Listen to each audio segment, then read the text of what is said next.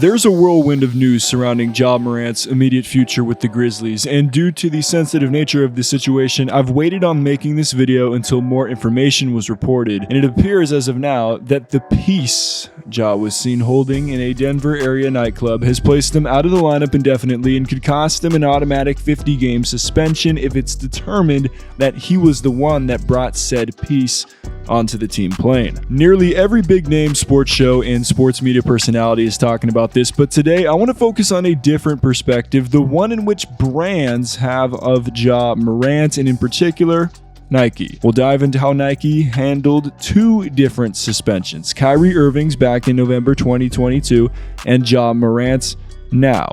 Info will be presented and it'll be left up to you, the viewer, to decide what to make of it. Also, with the global release of the Nike Ja 1 right around the corner, how will the developing situation surrounding Morant affect his future with the swoosh? But Ja, do you realize you got a shoe deal? What you think Nike thinking about now? They sitting back there like, huh, what? This is Topic Tackle. Let's go. What's good, people? JC3 here. Appreciate you tuning in once again to Topic Tackle. This is a place where we dive deep into the basketball world. We see through all the storylines and narratives that are out there and give you the perspective that the media just doesn't venture to. So if you're tired of shallow analysis, you want to become a deep diver, go ahead and hit subscribe and leave a like on this video. As always, I greatly appreciate it. Before I go any further, I want to acknowledge a few things. Number one, within the past few months, I've made a number of videos on Ja Morant's trash talk and how it was hurting his team on the floor. My intention was to provide constructive criticism in these videos in hopes that Ja could make the necessary changes and lead his team in the best way possible. The majority response to those videos were in agreement with the information I presented, with a few outliers here and there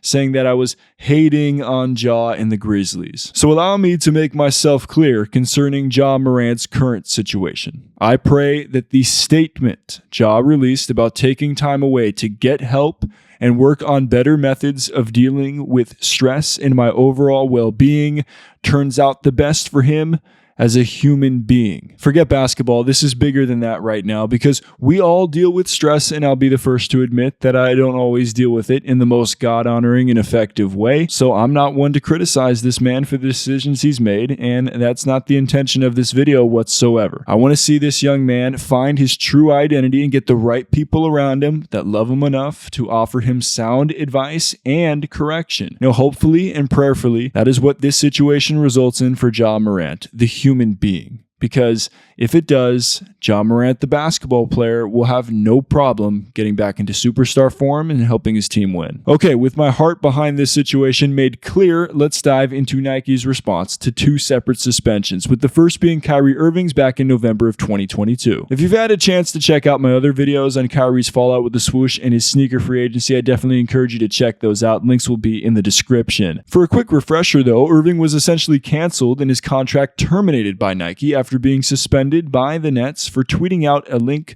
to a documentary on Amazon Prime that questioned the true heritage of the Jewish people. Kyrie was absolutely flamed for sharing this film, as he was labeled by many as anti-Semitic. Nets owner Joe Tsai gave him a laundry list of tasks to accomplish before he could rejoin the team, and Nike founder Phil Knight said that he, quote, stepped over the line and terminated his endorsement deal. Irving's estimated earnings from Nike were worth at least $11 million before the company cut ties. Now, I believe there's enough information out there to reason that this was the final straw in Nike's eyes in their relationship with Kyrie. In it, they likely saw an opportunity to distance themselves from a signature athlete that had vocally expressed his displeasure with his signature sneaker line, specifically with the Nike Kyrie 8, which never ended up seeing a public release. Nike also had to know that while the loss of Kyrie may hurt a little in the interim after they cut ties, they were about to announce a new signature athlete who also happened to be a point guard. Touting him as their first Gen Z athlete with a signature shoe, Ja Morant was announced as next up for Nike, and he debuted his signature Ja 1s in a national TV matchup at Golden State on Christmas Day. All right, let's pause for a quick shout out to Rakuten, who is not sponsoring this video, by the way. They're just the #1 option for cashback with online shopping. I use Rakuten whether it's through the website or the app every time I shop online, and I have a link in the description down below. Now, I'm completely transparent. This is an affiliate link. I will get credit if you go to this link, but most importantly, you will get credit, because when you spend $30, you'll get $30 back, and whatever store that you're shopping at, depending on the cash back that they're giving right now, you'll get that percentage back as well. It's legit. I've used this for years. Think about it like this. Support my channel through the link by buying whatever you want online. That's a pretty good deal, right? Let's get back to the video. Nike went all in for Morant over the All-Star weekend as well, building him an ice sculpture storefront called Mount 12 Ski and exclusively releasing his Midnight Swarovski collab to fans in Utah for a whopping $400 at retail. Say what you want about the swoosh, but they've always known how to market. And hey,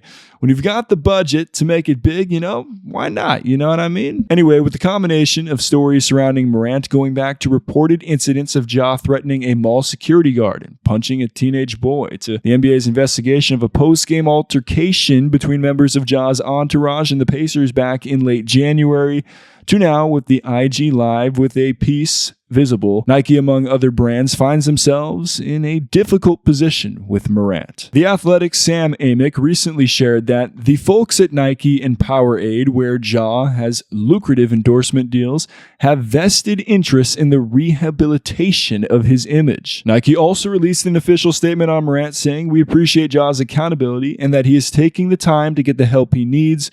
We support his prioritization of his well-being." Looking at the two suspensions, there's some obvious differences between them. First of all, the suddenness of the news coming out about Morant over the course of just a few months, as opposed to the long-standing disagreement, if you will, between Kyrie and Nike, could definitely have played a part in Nike's responses to both of their suspensions. Also, Nike is a for-profit company if we've ever seen one, and well, Ja is up next for them. They've got the first few colorways of his signature shoes made, and I'm sure they were anticipating a big launch behind the Grizzlies' upcoming playoff run with Ja as their leader. Conversely, Kyrie was potentially on his way out already in his situation. Still, if you look at the reason why Kyrie was suspended and then canceled by Nike, and then look at Nike's response to Ja, one could venture to question if an individual is perceived as more dangerous by our society if he or she promotes a different way of thinking versus someone who appears to be promoting a lifestyle that many are trying to make it out of. Bro, you not hard.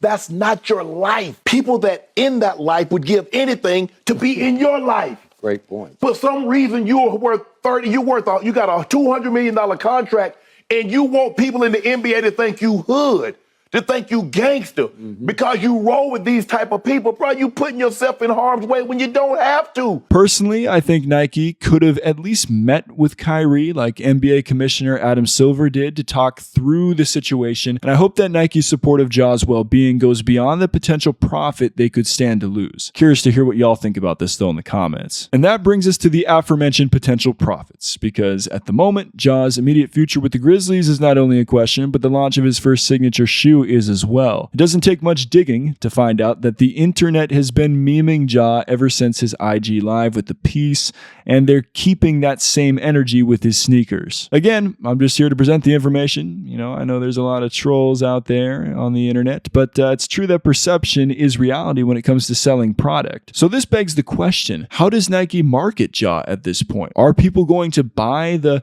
young superstar who got to where he is because of his hard work narrative? Maybe a year or two ago, but not now. A lot of work will have to be done on behalf of Ja and the marketing team at Nike to make this partnership work and the product appealing to consumers. So let me know what you think in the comments down below. How do you think Nike handled the suspensions of Kyrie and Ja Morant? Let me know what you think in those comments down below, and we'll be back with more Topic Tackle soon. As always, stay solid, people.